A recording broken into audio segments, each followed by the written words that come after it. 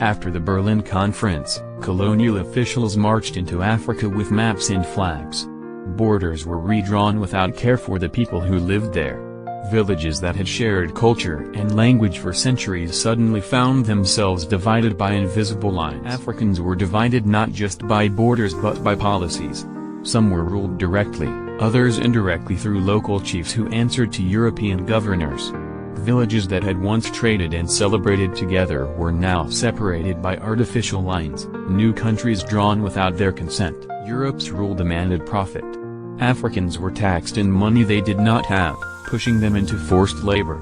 Farmers who once grew millet, yams, and maize for their families were ordered to plant cocoa, cotton, and peanuts, cash crops for export.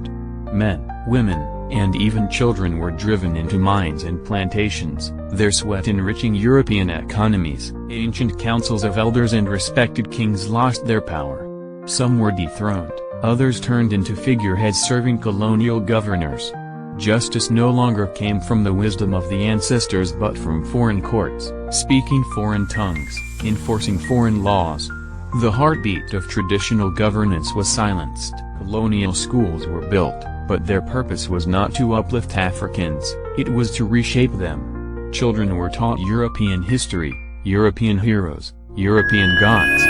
They learned to admire the kings of faraway lands while forgetting their own griots and leaders. To be called civilized meant to look down on Africa itself. Colonial governments imposed strict laws. Africans could not vote, speak freely, or move without passes. In their own homelands, they became second-class citizens, ruled by foreign officials. Colonial governments built railways, ports, and grand cities. At first, they seemed like progress. But these were not for Africa, they were built to extract Africa's riches faster. Roads led from mines to harbors, carrying away gold, diamonds, and rubber. Africa's lifeblood flowed overseas while its own people remained in poverty. To maintain their grip, colonizers deepened divisions.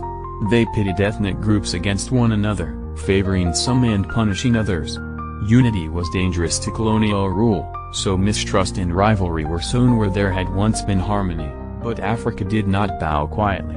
Across the continent, voices of defiance rose.